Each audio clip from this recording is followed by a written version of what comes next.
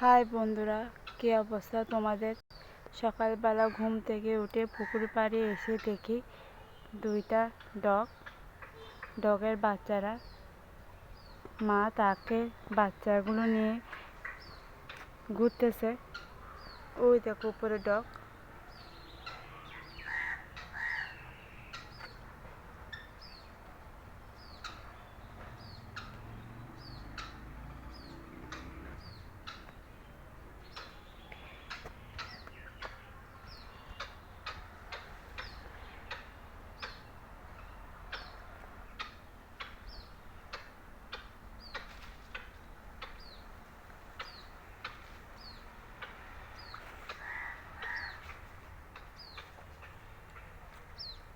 ও তো কালো করে বাচ্চা, ভয় পেয়ে চলে যাচ্ছে।